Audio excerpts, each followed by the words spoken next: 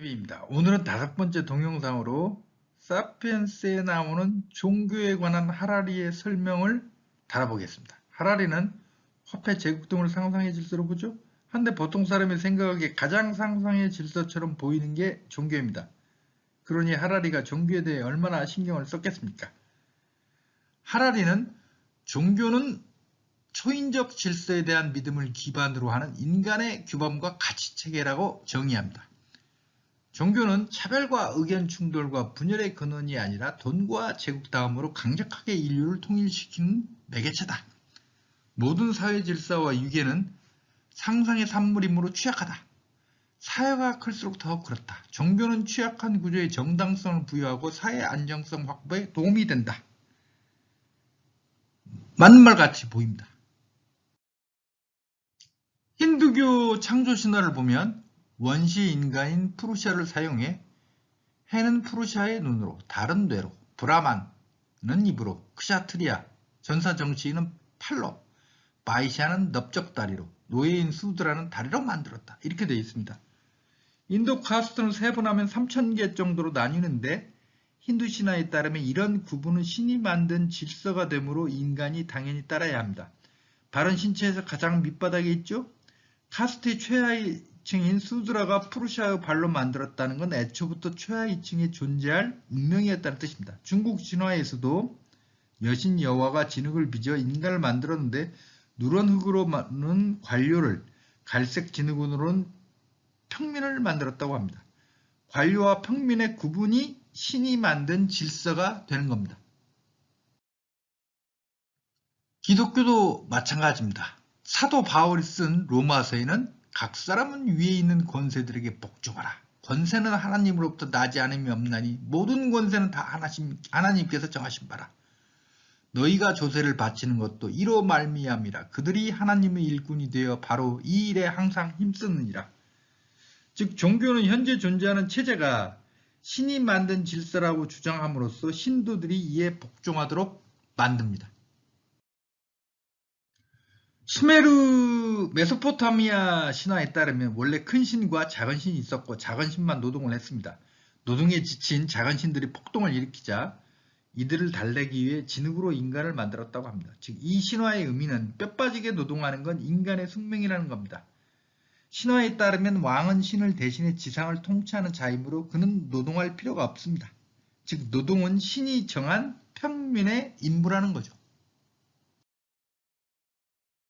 메소포타미아의 각종 신화는 왕의 권력이 신으로부터 내려왔다고 설명합니다. 왕권 신수설입니다. 왕의 권력은 백성들의 지지가 아니라 신임에 의존함으로 절대적이고 타당합니다.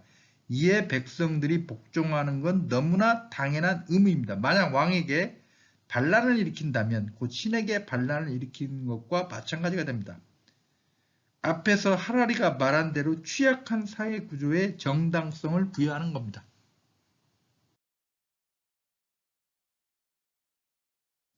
사람들로 하여금 기독교나 민주주의, 자본주의 같은 상상의 질서를 믿게 하는 방법은 무엇일까? 첫째, 그 질서가 상상의 산물이라는 것을 결코 인정하지 않아야 한다. 사회를 지탱하는 질서는 위대한 신이나 자연법에 의해 창조된 객관적 실제라고 늘 주장해야 한다. 사람이 평등하지 않은 건 함무라비가 그렇다고 해서가 아니라 엔릴과 마르투크가 그렇게 명했기 때문이다. 사람이 평등한 것은 토머스 제퍼슨이 그렇게 말해서가 아니라 신이 그렇게 창조했기 때문이다. 자유시장이 최선의 경제체제인 것은 애덤 스미스가 그렇다고 말했기 때문이 아니라 그것이 불변의 자연법칙이기 때문이다. 여기서 신의 명령과 자연법칙이 대립합니다. 즉 옛날에는 신의 명령으로 합리화했는데 근대 이후에는 자연법칙으로 합리화하죠? 이거 아주 중요한 차이인데 나중에 설명하겠습니다.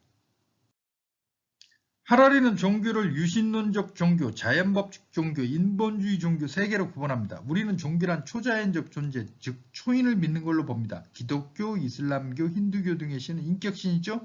사람과 닮았습니다. 자연법칙 종교는 초자연적 질서는 인정하나 이게 인간과 비슷한 신은 아닙니다. 그냥 자연의 질서일 뿐이에요. 거칠게 말하면 뉴턴의 역학법칙, 아인슈타인의 상대성 이론 같은 겁니다.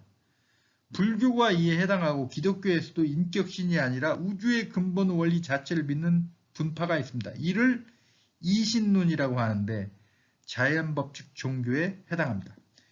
자유주의, 사회주의, 파시즘 등은 사상인데 하라리는 인본주의적 종교로 규정합니다. 이들은 호모사피엔스를 숭배하기 때문입니다. 그런 종교의 발생 순서를 애니미즘, 다신교, 이신교, 일신교, 자연법칙 종교 순으로 보는 듯합니다. 애니미즘은 만물에 영혼이 깃들어 있다고 보는 생각입니다. 신성한 산이나 바위를 숭배하는 것, 호랑이를 신령으로 숭배하는 것 등입니다. 다신교는 잘 알려진 거고 이신교는 기원전 1500년에서 기원전 1000년 사이 탄생한 걸로 추정되는 조로아스터교입니다. 이 종교는 세계를 선신 아후라 마즈다와 악신 앙드라 마이누 또는 아흐리만의 대립으로 봅니다. 결국 착한 신 아후라 마즈다가 승리하는 걸로 생각합니다.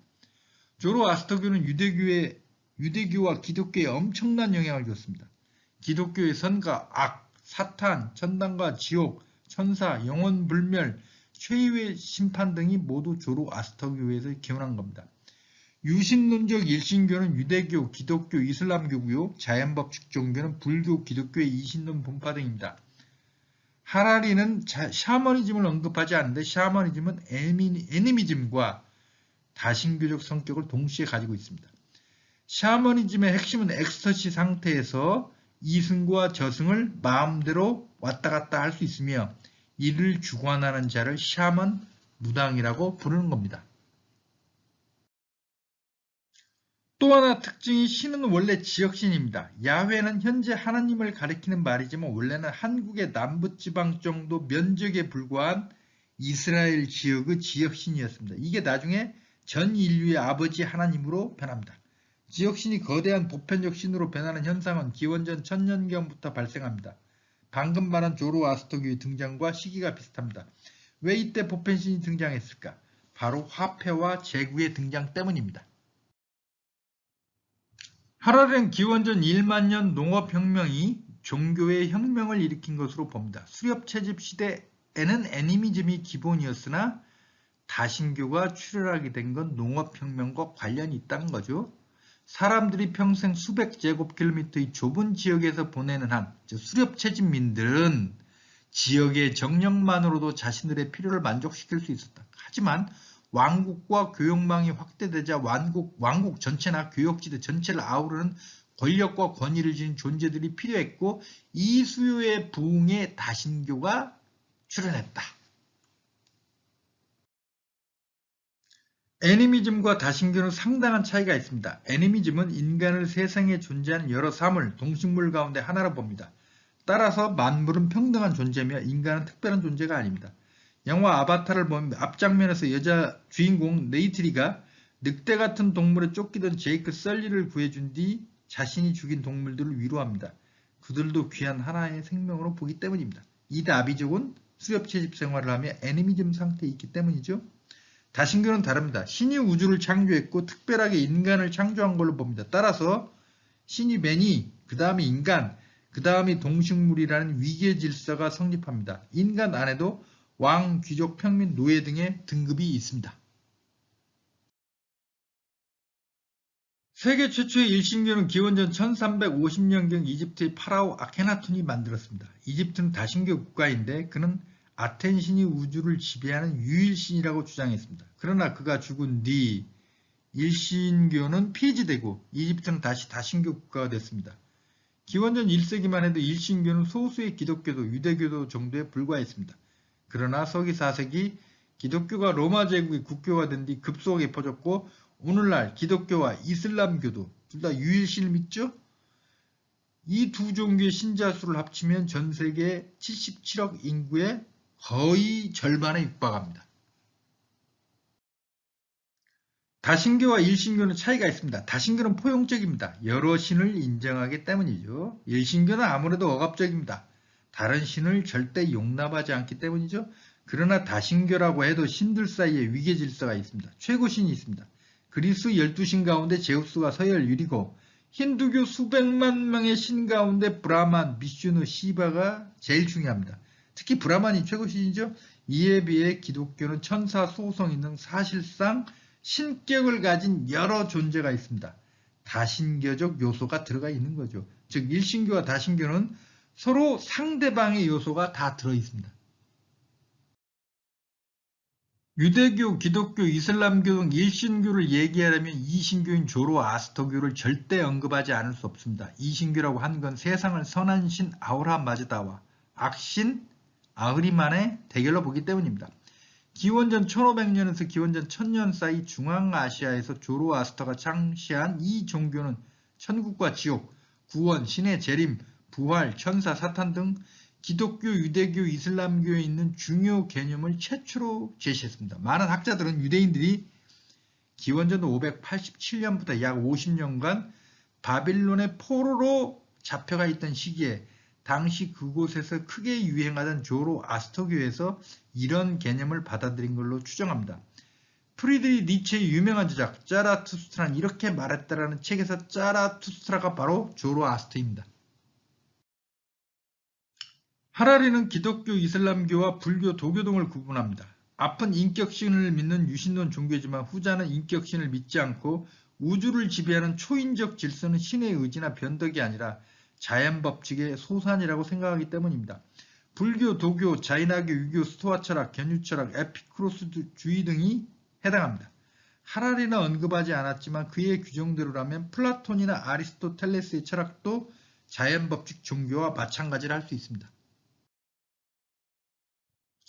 하라리는 고대의 가장 중요한 자연법칙 종교는 불교라고 봅니다. 유신론적 종교는 인격신을 믿기 때문에 도와달라고 천국에 가게 해달라고 빌면 됩니다. 그러나 불교의 기본 원리는 자기 스스로의 각성을 통해 고통과 집착에서 벗어나 열반에 이르는 겁니다.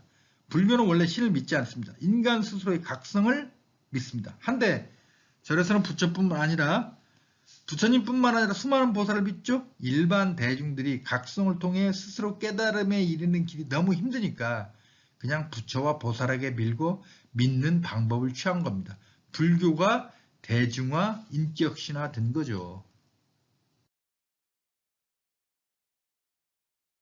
근대 이후 인본주의적 종교가 등장한다고 하라리는 분석합니다. 인본주의적 종교는 호모사피엔스를 숭배합니다. 즉 인간을 중심으로 봅니다. 인본주의 종교는 인간성의 정의를 두고 자유주의적 인본주의, 사회주의적 인본주의, 진화론적 인본주의 등 세 개로 나뉜다고 하라리는 분석합니다. 자유주의적 인본주의는 개인 자유를 최대한 추구하는 것이 목표입니다. 사회주의적 인본주의는 인간성의 본질은 개인주의가 아니라 집단주의적이며 평등을 추구합니다. 진화론적 인본주의, 즉 나치즘, 파시즘을 별도의 항목으로 분류한 게 하라리의 특징인데요. 진화론적 인본주의 특징은 인간의 퇴화를 막고 진보적 진화를 부추기는 것이라는 겁니다. 나치는 가장 우수한 민족인 아리안족, 게르만족이죠. 아리안족이 세계를 지배하며 열등한 유대인이나 흑인들이 번식하도록 놔두면 인류의 능력이 퇴화해서 인류의 멸망에 이를 것이라고 주장했습니다. 그래서 유대인 학살을 저지른 겁니다. 여기서 보면 진화론적 인본주의 항목을 보면 인간성은 변화 가능한 종이다. 인간은 변화 가능한 종이다. 인간은 인간 이하로 퇴화할 수도 초인으로 진화할 수도 있다. 최고의 계명은 인간이 인간 이하로 퇴화하는 것을 막고 초인으로 진화하도록 고무하는 것이다. 나치즘, 파시즘에 대해서 하라리가 아주 설명을 잘했다고 저는 생각합니다. 한데 하라리의 종교에 대한 설명은 근본적 질문을 나오게 할 수 있습니다. 먼저 종교가 상상의 질서라면 왜 시대에 따라 그 내용이 변했느냐는 겁니다. 수렵채집 시대에는 애니미즘, 기원전 1만년 농업혁명이 일어날 무렵에는 다신교가 등장하고 기원전 2350년경 세계 최초의 제국 아카드 제국이 성립하고 난 뒤 조로아스터교 같은 이신교가 등장합니다. 이희부터 등장하는 신은 지역신이 아니라 보편신입니다. 유신론적 일신교는 기원전 1000년 이후 불교, 도교, 유교 같은 자연법칙 종교는 기원전 600년 이후 성립합니다. 한데 이때는 제국이 흔하게 됩니다. 중동의 아시리아, 바빌로니아, 페르시아 제국, 인도의 마우리아 제국, 중국의 진한 제국처럼 말이죠. 즉 객관적 물질적 구조가 변함에 따라 종교 형태도 바뀐 모습을 보여준다는 거죠. 사실 하라리 스스로도 사람들이 평생 수백 제곱킬로미터의 좁은 지역에서 보내는 한, 즉 수렵채집 시대에는 지역의 정령만으로도 자신들의 필요를 만족시킬 수 있었다. 그러나 일단 왕국과 교역망이 확대되자 왕국 전체나 교역지대 전체를 아우르는 권력과 권위를 지닌 존재들이 필요해졌다. 이런 수요의 부흥에 다신교의 출현으로 이어졌다. 즉 환경이 변함에 따라 종교 형태도 바뀌었다고 하라리 스스로도 설명합니다. 고대의 종교는 거의 대부분 왕권을 신이 줬다고 하면서 합리화합니다. 왕권 신수설이죠. 그리고 왕은 신들과 직통전화가 개설되어 있다고 주장했습니다. 그러나 수렵채집 시대에는 애니미즘, 샤머니즘이 대세였고 왕권 자체가 없었으므로 샤먼이나 정령을 부르는 사람은 특권층이 아니었습니다. 그들은 왕을 위해 봉사하는 게 아니라 개인과 공동체를 위해서 봉사했습니다. 그러나 국가 탄생 뒤 다신교로 바뀌었을 뿐만 아니라 성직자, 사제들은 왕을 보좌하는 특권층이 됐습니다. 야훼는 원래 유대인의 지역신이었습니다. 유대 지역의 넓이란 오늘날 한국의 남부지방 정도에 불과했습니다. 한데 로마 제국 시대에 유대교가 기독교로 발전하면서 로마 제국이라는 거대한 영토를 배경으로 우주를 창조한 보편신으로 야훼가 변신합니다. 하라리는 제국이 상상의 질서라고 하지만 제국이란 국가가 확대 발달한 거죠. 이게 물질적 과정이라는 것은 동영상 3편에서 이미 설명했습니다. 동서양을 막론하고 1600년, 서기 1600년 이전에는 진리의 기준이 신이었습니다. 유교는 인격신을 믿지 않지만 천리, 천명 등을 얘기했는데 이게 곧 신이죠. 그러나 1600년 이후 뉴턴 역학법칙 등이 등장한 이후 진리의 기준이 자연법칙입니다. 이건 역시 과학혁명 때문입니다. 과학혁명이 상상의 질서입니까? 자유주의, 사회주의, 파시즘 같은 인본주의 종교는 모두 1750년 이후 탄생했습니다. 이게 모두 상상의 질서라면 왜 그전에는 이런 상상의 질서가 탄생하지 못했을까요? 결국 과학혁명과 대항해 시대, 자본주의, 그리고 1800년대 중반 이후 민주주의의 발달이라는 객관적 물질적 환경 때문에 인본주의적 종교가 탄생했다고 볼 수 있는 거죠. 1517년 마르틴 루터의 종교개혁이 일어납니다. 가톨릭 교리에 따르면 천국에 가려면 신앙심뿐 아니라 교회에 참석해야 하고 선행을 해야 합니다. 그러나 개신교는 이신칭의, 즉 믿음으로써 의롭다 칭함을 받는다는 뜻으로 천국에 가는 건 오직 믿음만으로 가능하다고 봅니다. 더구나 천국 입장은 신이 선택해줘야 가능하므로 개인적 노력과 상관없습니다. 가톨릭은 평신도 위에 신부, 주교, 교황의 이계 질서가 있습니다. 그러나 개신교는 신과 개인이 1대1로 만날 수 있습니다. 가톨릭은 집단주의적이고 개신교는 개인주의적입니다. 한데 개신교 교리가 묘하게 자본주의 논리와 일치합니다. 즉 개신교가 등장한 건 단지 상상의 질서가 바뀐 게 아니라 자본주의 탄생과 관련이 있다는 거죠. 하라리는 로마 제국 콘스탄티누스 대제가 서기 313년 기독교를 공인함으로써 사실상 로마 제국의 국교로 삼게 된 사건을 종교를 통해 국론을 통일하려는 정치적 의도에서 비롯됐다고 해석합니다. 대부분의 학자들도 이렇게 봅니다. 한데 이건 역설적으로 종교가 단지 상상의 질서가 아니라는 증거이기도 합니다. 현재 존재하는 거대한 종교는 모두 정치 권력과 긴밀하게 결탁했습니다. 정치 권력이란 객관적이고 물리적 실체입니다. 이에 도움이 되니까 어떤 종교도 번성할 수 있는 겁니다. 단지 상상만으로 사람의 마음을 사로잡았다는 이유만으로 번성하기는 힘듭니다. 앞에서 소개했듯이 힌두교 교리는 현실의 카스 제도를 신이 만든 질서로 합니다. 노예인 수드라는 다리로 만들었기 때문에 다리로 열심히 뛰면서 일해야 된다는 논리가 성립하는 거죠.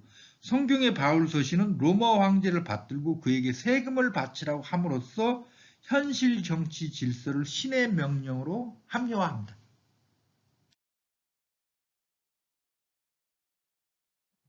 전세계 종교 지도입니다. 보라색 계통은 기독교, 녹색 계열은 이슬람, 주황색은 힌두교, 노란색 계통은 불교입니다. 한데 지역적으로 몰려 있습니다. 종교가 아주 추상적이고 상상의 질서라는데 지리적 환경에 좌우된다는 걸 보여줍니다. 즉 지리적으로 가까운 곳은 같은 종교를 믿는 경향이 있습니다. 지리적 환경은 객관적이고 물리적인 겁니다.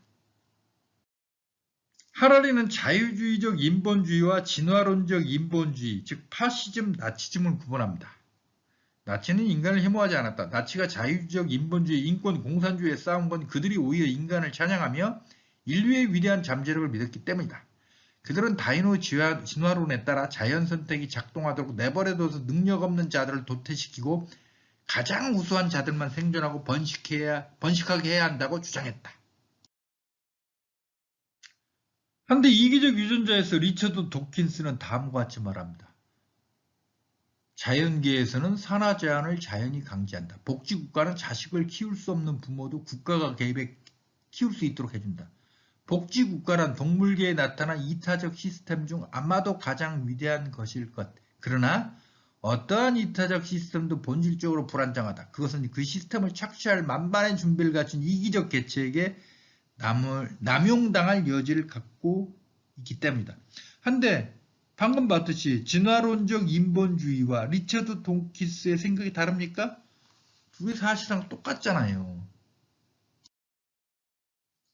미국은 여러 차례 중국인, 이탈리아인 등 남부 유럽인, 슬라브족인, 동부 유럽인의 미국 유민을 제한하거나 금지한 적이 있습니다. 이유는 앵글로색슨이라는 게르만족이 주력인 미국이 이와 같은 열등민족의 유입으로 순수성이 훼손되고 오염될까봐였습니다. 이게 히틀러의 나치즘과 큰 차이가 있습니까?